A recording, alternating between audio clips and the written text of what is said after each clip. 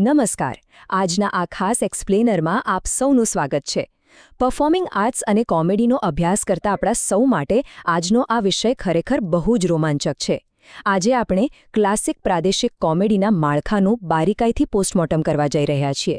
જો તમને એમ લાગતું હોય કે સ્લેપસ્ટિક કોમેડી એટલે માત્ર પડવા અખડવાની કે મારામારીની રમત છે, તો એવું બિલકુલ નથી.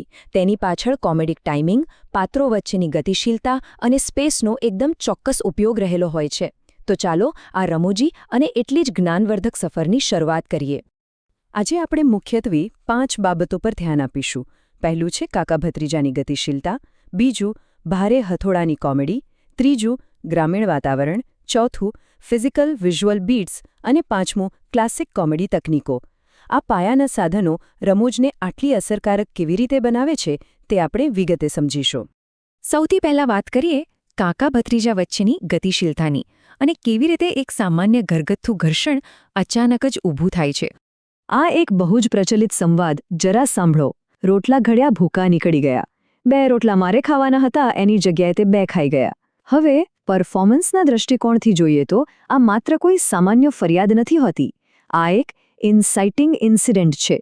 2 પેઢીઓ વચ્ચેનું આ રમૂજી ઘર્ષણ કાચા રોટલા જેવી નાની વાતમાંથી સીધું જ એક મોટા યુદ્ધનું સ્વરૂપ કેવી રીતે લઈ લે છે તે જોવું ખરેખર મજેદાર છે.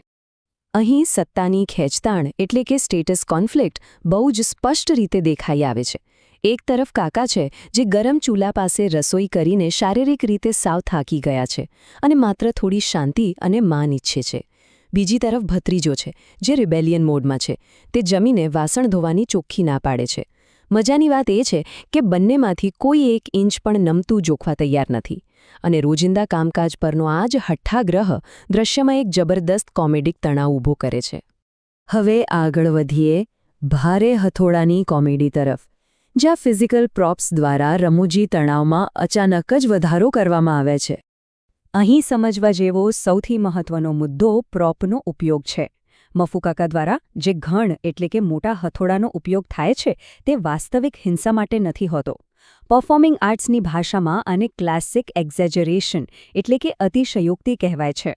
આ એક એવું વિઝ્યુઅલ ટૂલ છે જેનો હેતુ પ્રેક્ષકોમાં વાસ્તવિક ડર ઊભો કરવાનો નથી, પરંતુ રમૂજી તણાવને તેની પરાકાષ્ઠા પર લઈ જવાનો છે. આખરે હથોડાથી કોણ માથું ફોડે, ખરું ને? ચાલો જોઈએ કે આ આખું દૃશ્ય કેવી રીતે બિલ્ડઅપ થાય છે. આ સ્લેપસ્ટિક પેસિંગ એકદમ પરફેક્ટ છે.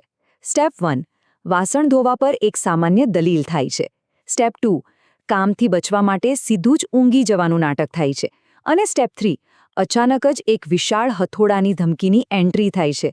માત્ર 3 જ બીટ્સમાં એક આળસુ દલીલ કેવી રીતે અરાજક દોડધામમાં ફેરવાઈ જાય છે તે ખરેખર અદ્ભુત છે.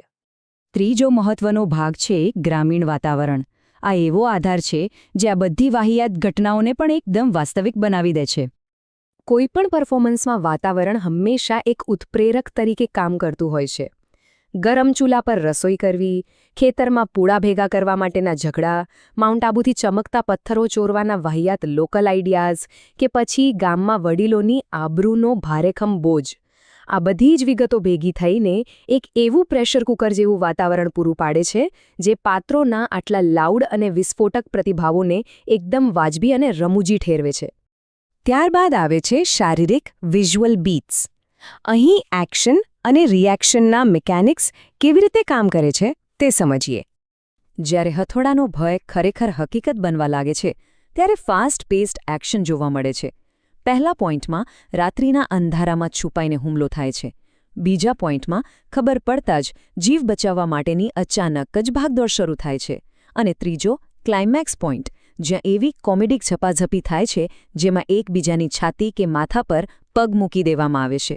એક એક્ટર તરીકે અહીં સ્પેશિયલ અવેરનેસ એટલે કે પોતાની આસપાસની જગ્યા અને સાથી કલાકારના શારીરિક હાવભાવ પરનો કાબૂ સૌથી વધુ મહત્વનો બની જાય છે, જે જબરદસ્ત વિઝ્યુઅલ ઇમ્પેક્ટ ઊભી કરે છે.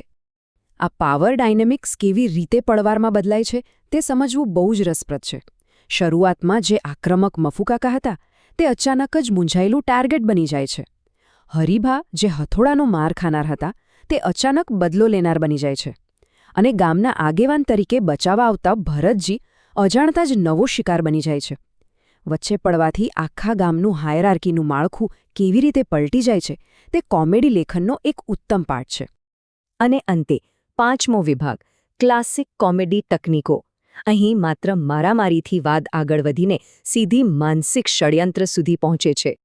આગળ જતા એક એવા મેજિકલ પ્રોપની એન્ટ્રી થાય છે જે આખો ખેલ બદલી નાખે છે, અને એ છે એક ઘડિયાળ. આ ઘડિયાળ માત્ર સમય નથી બતાવતી, પણ ગામમાં સત્તા અને અજેયતાનું પ્રતીક બની જાય છે. જેણે આ ઘડિયાળ પહેરી હોય તેને કોઈ અડી ન શકે.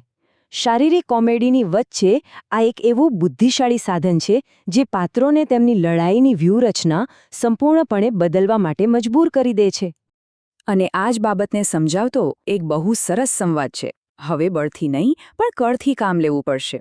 આગેવાન માટે આબરૂ જવી એ મરવા કરતાં પણ ખરાબ છે. આ સંવાદ જરા વિચારો. કેબલ ચોરવાના એક સામાન્ય પ્લાનમાંથી વાત સીધી જ આગેવાનોની આબરૂ કાઢવાના માનસિક ષડયંત્ર તરફ વળે છે. આ દર્શાવે છે કે આ સ્લેપસ્ટિક કોમેડીનું લેખન કેટલું સોફિસ્ટિકેટેડ અને ડેવલપ છે. તો આજના આ એક્સપ્લેનરના અંતે એક પ્રશ્ન ચોક્કસ થાય. જો સ્લેપસ્ટિક કોમેડી એટલે માત્ર પડી જવું કે મારામારી જ હોય, તો તેને ખરેખર રમૂજી બનાવવા માટે આટલા સચોટ સામાજિક માળખા અને માનસિક ષડયંત્રોની કેમ જરૂર પડે છે? આનું કારણ એ જ છે કે શ્રેષ્ઠ શારીરિક કોમેડી હંમેશા જટિલ સાંસ્કૃતિક ગતિશીલતા પર જ ટકેલી હોય છે. એક કલાકાર કે લેખક તરીકે જો આ પાયાની વાત સમજી લેવામાં આવે તો કોમેડી પ્રત્યેનો દૃષ્ટિકોણ કાયમ માટે બદલાઈ જાય છે. આ માસ્ટર ક્લાસમાં જોડાવા બદલ આપ સૌનો ખૂબ ખૂબ આભાર.